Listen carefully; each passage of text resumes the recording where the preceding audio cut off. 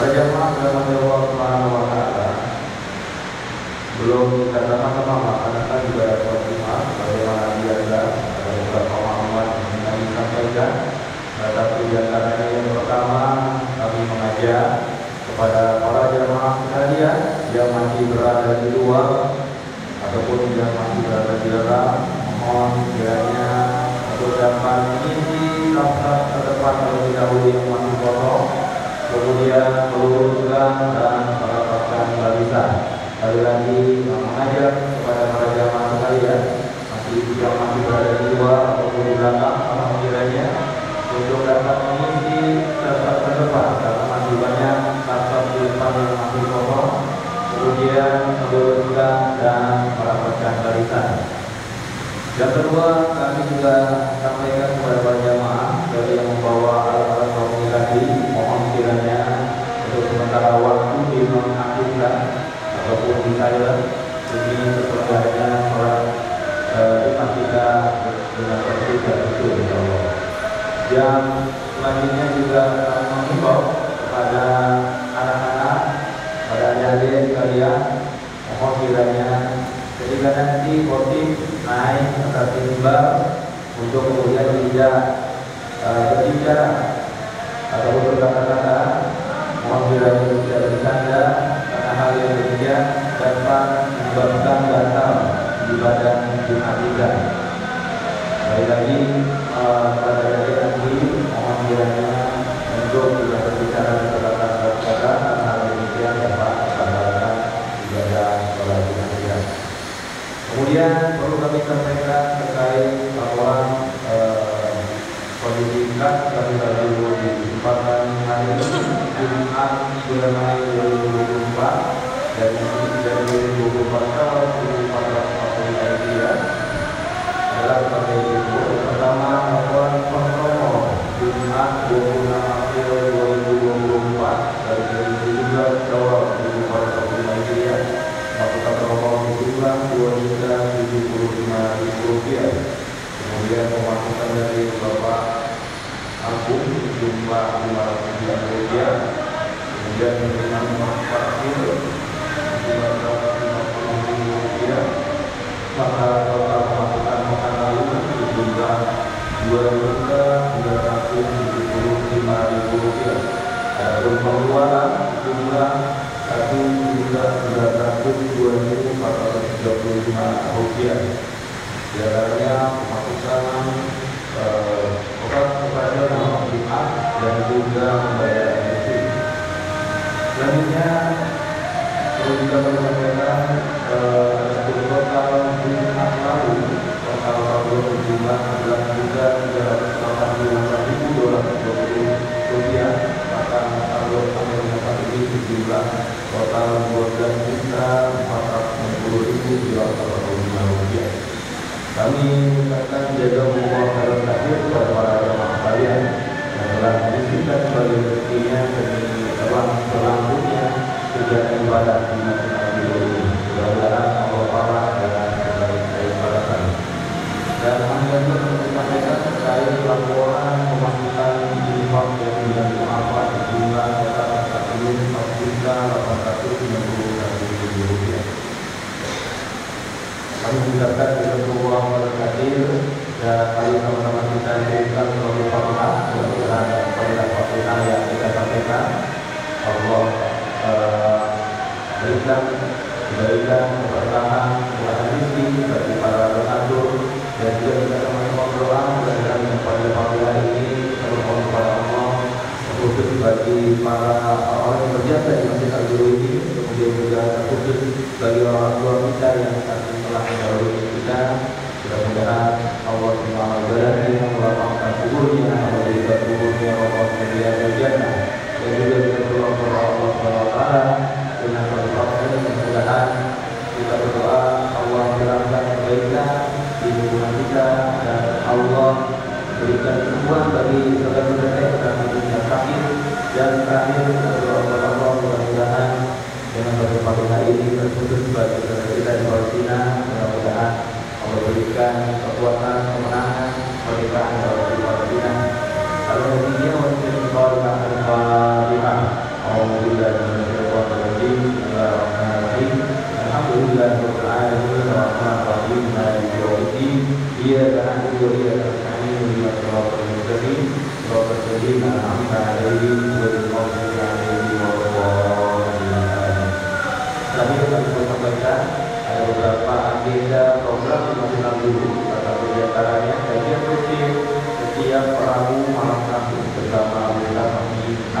Al-Haji, dan juga kemudian setiap Jumat malam Sabtu kajian ilmu Quran atau tafsir Quran bersama Al-Ustaz Muhammad Al-Haji. Dan insyaallah kami juga mengajak kepada teman kalian bagi yang memiliki anak atau keponakan atau itu mungkin ada membuka pendidikan dalam Al-Quran gratis, insyaallah. Dan insyaallah alhamdulillah diampu oleh para relawan yang berlatar belakang pendidikan, para guru, alhamdulillah melaksanakan agenda taman pendidikan Al-Quran itu setiap hari mulai hari Senin sampai dengan Jumat. Dan juga terakhir kami perlu sampaikan terkait program pendidikan ini, kami mengajak para jamaah kalian yang ingin menitipkan kurban di Idul Kurban nanti, insyaallah ada Idul membuka untuk kemudian mendaftarkan di pelaksanaan potongan hewan kurban para jamaah bisa berhubungan langsung dengan panitia dan lain.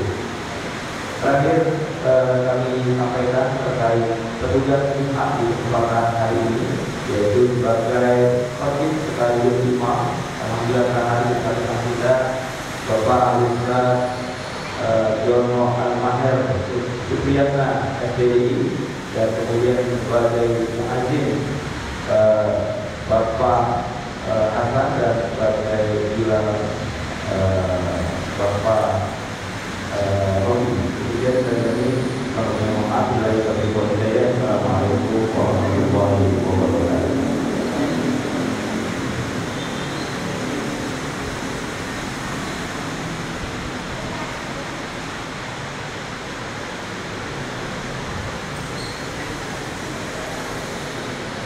Allahu Akbar, Allahu Akbar, Allahu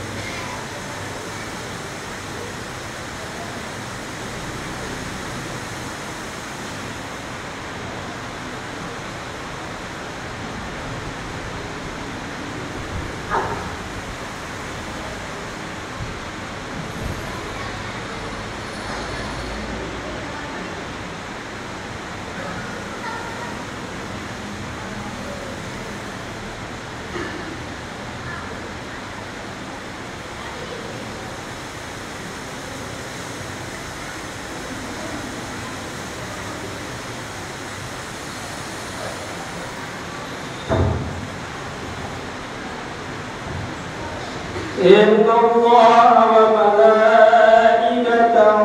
يصلون على النبي يا أيها الذين آمنوا صلوا عليه وسلموا تسليما.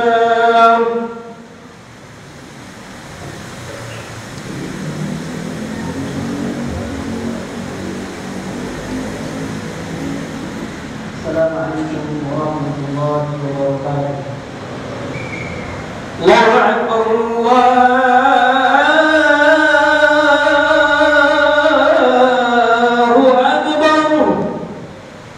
الله أكبر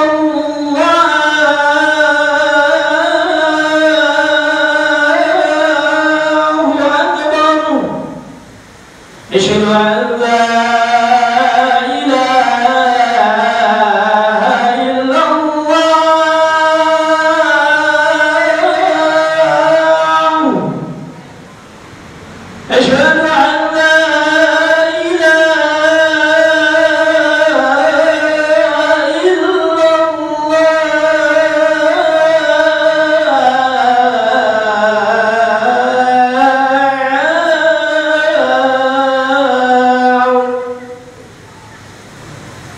أشهد أن محمدا رسول الله.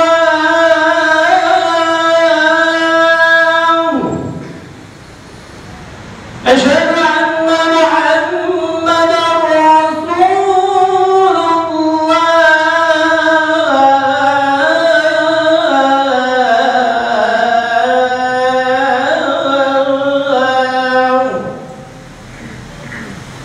حي على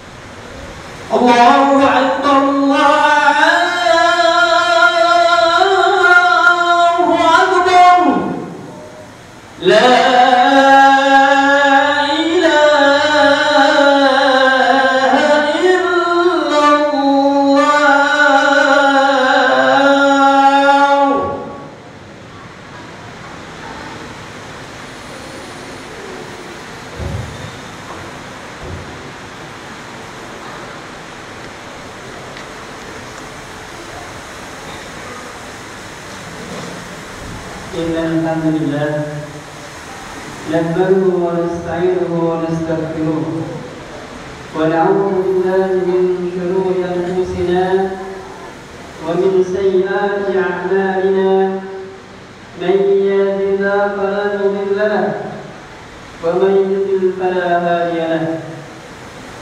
أشهد أن لا إله إلا الله وحده لا شريك له وأشهد أن محمدا عبده ورسوله. اللهم صل وسلم على نبينا وشفيعنا ومولانا محمد وعلى آله وأصحابه ومن تبعهم بإحسان إلى يوم الدين. أما بعد، فيا أيها الحاضرون أوصيكم ونفسي بتقوى الله وطاعته لعلكم تفلحون. وقال تعالى: يا أيها الذين آمنوا اتقوا الله حق تقاته ولا تموتن إلا وأنتم مسلمون. صدق الله العظيم. Ma'asyiral muslimin, sidang Jumat rahimani wa rahimakumullah. Alhamdulillah, segala puji hanya milik Allah Subhanahu wa taala. Karena Allah lah kita pada siang hari ini berkumpul di masjid yang mulia ini, di Masjid Al-Birru. Semoga Allah Subhanahu wa taala memberikan pahala yang berlipat kepada kita semuanya, dan juga menerima segala amal kita, dan Allah catatkan kita semuanya menjadi salah satu penghuni surga Allah Subhanahu wa taala. Salawat dan salam kepada kedua saudara kita, saudara kita semuanya, yakni Nabi Muhammad sallallahu alaihi wasallam, beserta keluarganya, para sahabatnya, dan insyaallah kita umatnya yang tetap patuh dan taat dalam sunnah-sunnahnya, dan mudah-mudahan kita semuanya kelak mendapatkan syafaat dari Rasulullah Muhammad sallallahu alaihi wasallam. Amin ya Allah ya rabbal alamin. Ma'asyiral muslimin, terima rahimani wa rahimakumullah. Khatib berwasiat kepada diri khatib sendiri, mari sama-sama kita tingkatkan iman dan takwa kita kepada Allah Taala. Karena takwa adalah sebagai bekal sebagai seorang muslim. Sebagaimana Allah pesankan, inna akramakum indallahi atqakum. Sesungguhnya sebagai bekal adalah ketakwaannya. Semoga kita semuanya setiap hari ini kita senantiasa memperbarui takwa kita kepada Allah SWT. Setelah kita pulang dari masjid ini, kita pakai terus menerus dimanapun kita berada, senantiasa bertakwa kepada Allah SWT. Ma'asyiral muslimin, rahimani wa rahimullah. Pada siang hari ini, khatib akan menyampaikan bertema dengan amalan yang akan menghantarkan kita ke surga Allah Subhanahu wa taala. Khatib mengutip sebuah hadis dari kitab Sahih Bukhari. Bismillahirrahmanirrahim. An Abi Ayyub radhiyallahu anhu anna rajulan qala lin Nabi sallallahu alaihi wasallam. Dari Abu Ayyub radhiyallahu anhu bahwa ada seseorang laki-laki yang bertanya kepada Nabi Muhammad SAW, "Akhbirni bi amalin yadkhulul jannah." Wahai Rasulullah, beritakan kepadaku tentang amalan yang akan membantu kepada surga Allah Subhanahu wa taala. Kemudian pemuda tersebut mengatakan, "Qala ma lahu?"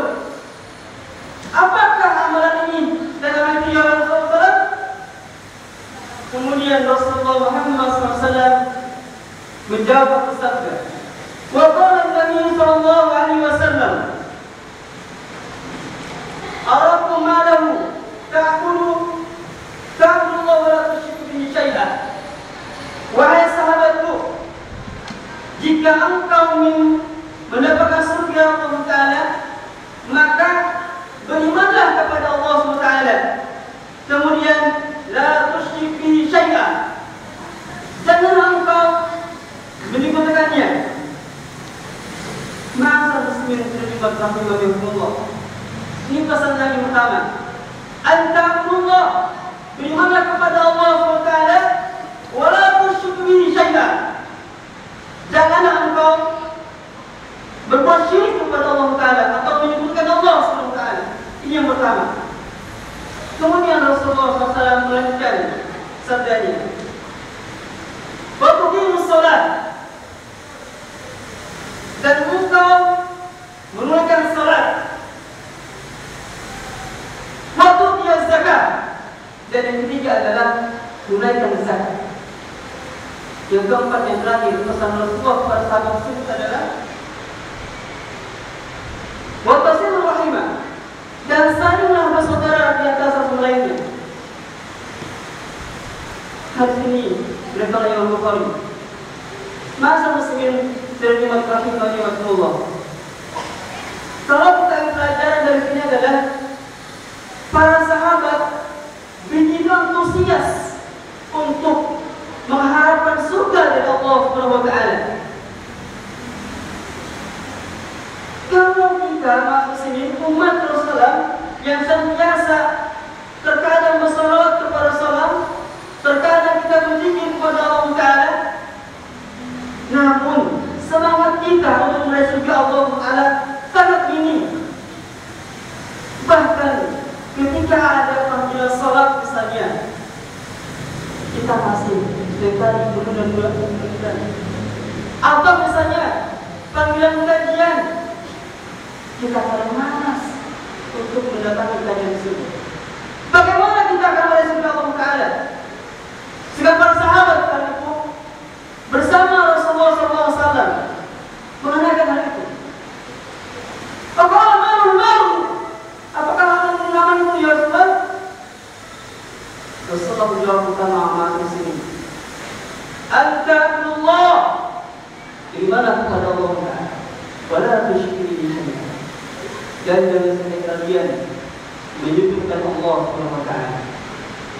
Yang pertama muslimin adalah pesan akidah dan tauhid kepada para sahabat. Kalau misalnya muslimin diri kita ini masih ada berbuat syirik dan tidak bersegera beribadah kepada Allah Subhanahu wa taala, maka mulai detik ini, mulai siang ini, mari sama-sama kita perbaharui pemilu kita kepada Allah Subhanahu wa taala. Dan kita bersama bahwa kalimat syahadat, dua syahadat ini ada tiga hal yang muslim. Kita berjanji kepada Allah, kita bersumpah kepada Allah Taala, juga berikrar bahwa tiada Tuhan selain Allah Taala yang patut kita ibadahi. Ma'asal muslimin terjemah rahimani wa rahimahullah. Kemudian tuqim salat. Setelah iman disampaikan oleh para sahabat, Rasulullah Muhammad SAW itu adalah tuqim salat. Pesan salat dan membawa sahabat tunaikan salat. Bagaimanapun keadaannya, sedang dalam perjalanan, sedang sakit, atau dimanapun kondisinya kita, jangan sekali-kali kita meninggalkan salat.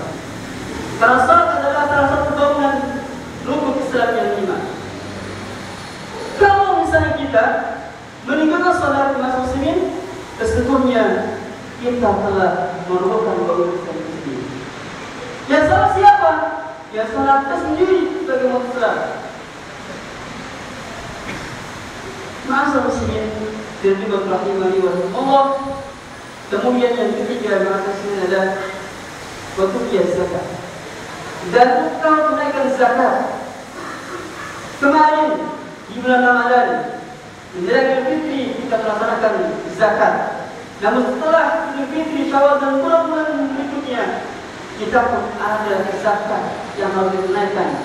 Itu zakat penghasilan atau zakat paling lagi yang harus kita bersihkan dari harta kita, sehingga harta kita menjadi berkah buat diri kita, buat keluarga kita, buat lingkungan kita, bahkan buat negara kita.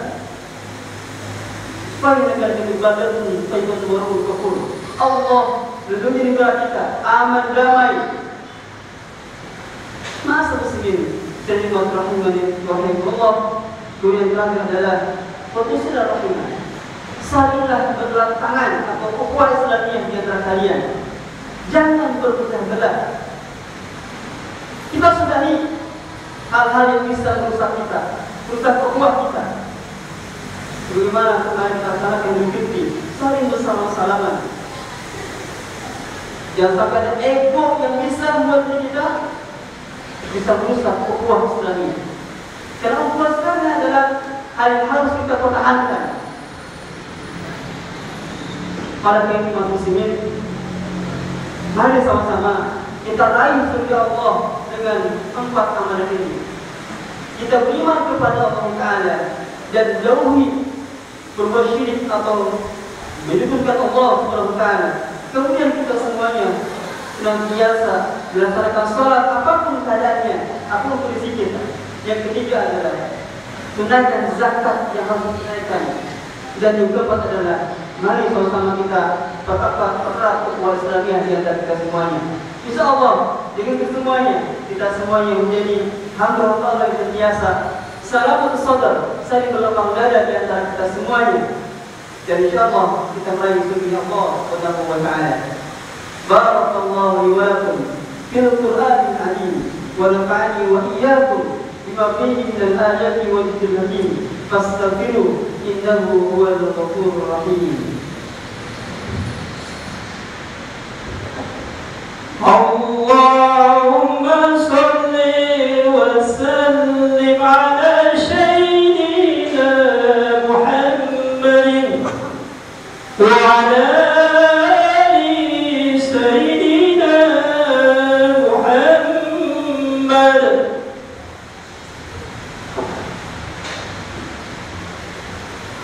Alhamdulillah, alhamdulillahilladzi an'amana bi ni'matil Islam. أشهد أن لا إله إلا الله وحده لا شريك له وأشهد أن محمدا عبده ورسوله. اللهم صل وسلم على نبينا وشفينا ومولانا محمد وعلى آله وأصحابه ومن تبعهم بإحسان إلى يوم الدين. أما بعد، فيا أيها المسلمون اتقوا الله تعالى. فقال تعالى: أعوذ بالله من الشيطان الرجيم. بسم الله الرحمن الرحيم. يا أيها الذين آمنوا اتقوا الله ولتنظر نفس ما قدمت لغد واتقوا الله إن الله خبير بما تعملون. صدق الله العظيم. معاشر المسلمين rahimani wa rahimakumullah, di khutbah yang kedua ini mari sama-sama kita berdoa kepada Allah Subhanahu wa taala agar kita semuanya bisa menunaikan ibadah dengan maksimal kepada Allah Subhanahu wa taala dan kita bisa mengkhusyukkan diri kita kepada Allah Subhanahu wa taala sehingga nanti Allah memberi kita semuanya wafat dalam keadaan husnul khatimah. Amin ya rabbal alamin. Wa qala Nabi sallallahu alaihi wasallam, ittaqullaha ta'ala. Dan bertakwalah kepada Allah Ta'ala di mana kalian berada. A'udzu billahi minasyaitonir rajim. Bismillahirrahmanirrahim. Innallaha wa malaikatahu yusholluna 'alan nabi. Ya ayyuhalladzina amanu sallu 'alaihi wa sallimu taslima. Allahumma salli 'ala sayyidina Muhammad وعلى آل سيدنا محمد كما صليت على سيدنا إبراهيم وعلى آل سيدنا إبراهيم في العالمين إنك مجيد. وبارك على سيدنا محمد وعلى آل سيدنا محمد كما باركت على سيدنا إبراهيم وعلى آل سيدنا إبراهيم في العالمين إنك مجيد برحمتك يا أرحم الراحمين. اللهم اغفر للمؤمنين والمؤمنات والمسلمين والمسلمات الأحياء منهم والأموات إنك سميع قريب مجيب دعوات يا قاضي الحاجات. اللهم ربنا اغفر لنا ولإخواننا الذين سبقونا بالإيمان ولا تجعل في قلوبنا غلا للذين آمنوا ربنا إنك رؤوف رحيم. اللهم إن الهدى والتقى والعفاف والغنى. اللهم إن الهدى والتقى والعفاف والغنى. اللهم إن الهدى والتقى والعفاف والغنى. اللهم أعنا على ذكرك وشكرك وحسن عبادتك. اللهم إنا نسألك رضاك والجنة ونعوذ بك من سخطك والنار. اللهم عافنا في بلادنا. اللهم عافنا في سمعنا. اللهم عافنا في أصواتنا يا أرحم الراحمين. اللهم ربنا هب لنا من أزواجنا وذرياتنا قرة أعين واجعلنا للمتقين إماما. اللهم ربنا ظلمنا أنفسنا وإن لم تغفر لنا وترحمنا لنكونن من الخاسرين. اللهم ربنا آتنا في الدنيا حسنة وفي الآخرة حسنة وقنا عذاب النار والحمد لله رب العالمين. عباد الله، إن الله يأمر بالعدل والإحسان وإيتاء ذي القربى وينهى عن الفحشاء والمنكر والبغي يعظكم لعلكم تذكرون. ولذكر الله أكبر وأقم الصلاة. الله أكبر الله أكبر أشهد أن لا إله إلا الله أشهد أن محمدا رسول الله. حي على الصلاة حي على الفلاح قد قامت الصلاة قد قامت الصلاة. الله أكبر الله أكبر لا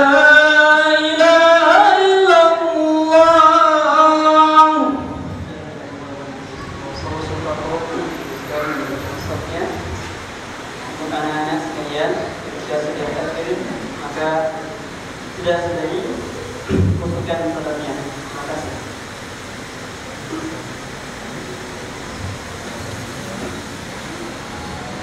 Allahu Akbar.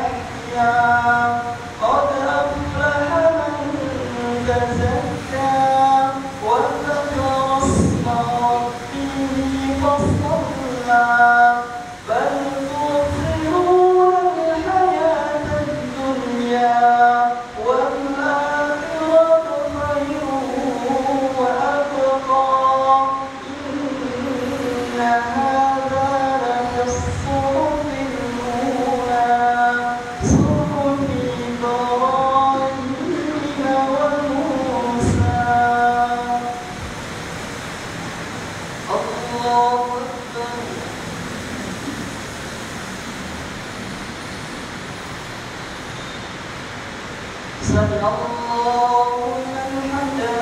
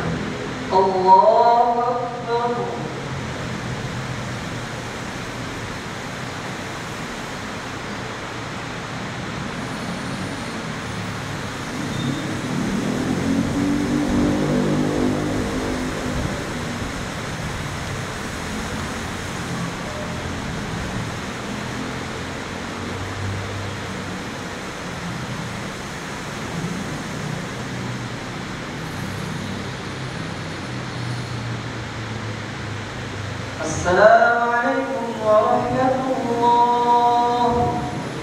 السلام عليكم ورحمة الله. استغفر الله العظيم. استغفر الله العظيم. استغفر الله العظيم. الذي لا إله إلا الله وحده لا شريك له له الملك وله الحمد وهو على كل شيء قدير.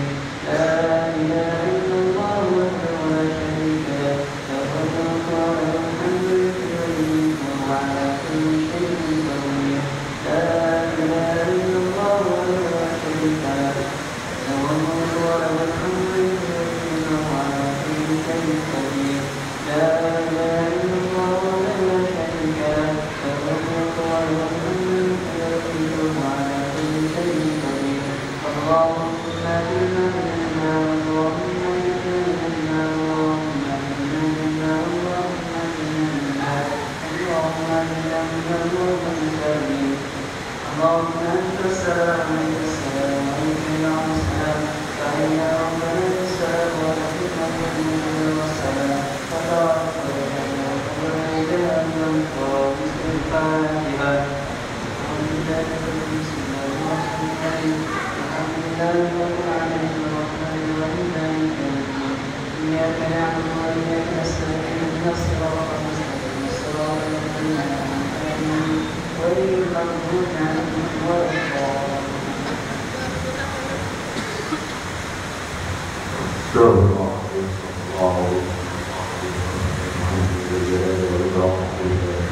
الضالين الحمد لله رب العالمين الشاكرين والفاعلين والواقعين والمجيد اللهم لك الحمد ولك الشكر ولك الفضل لا شريك لك والجلال والعظيم الله اللهم صل وسلم على سيدنا محمد وعلى ال سيدنا محمد لا تزكنا بها شيء الله والآباء تغفر لنا بها بجل الحاجات وتغفر لنا بها سيد الحاجات وتطهرنا بها من ذنب السيئات وترفعنا بها بعد الدرجات وتقدمنا بها خطايا من جميع الخيرات في الحياة وبعد الممات إنك على كل شيء قدير اللهم ربنا تقبل منا صلاتنا وصيامنا وقيامنا وركوعنا وسجودنا وقعودنا وتضرعنا وتمد عنا وتعبدنا وتكفي تكبيرنا يا الله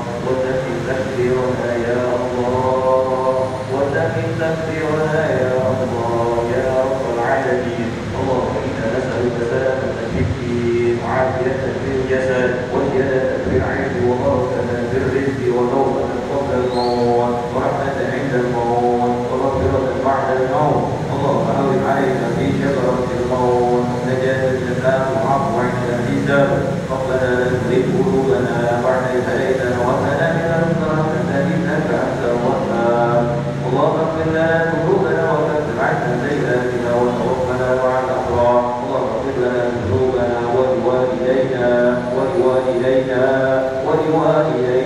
ولمن سيرنا ولجميع المسلمين اللهم استر عيوبنا وكف قلوبنا وتقبل منا حسناتنا وتجاوز عنا وعنا للصالحين وانصر على المقربين اللهم احسن عاقبتنا من امور كلها واجرنا من خزي الدنيا وعذاب الاخره ربنا آتنا من ازواجنا وذرياتنا قرة اعين واجعلنا للمتقين اماما ربنا آتنا في الدنيا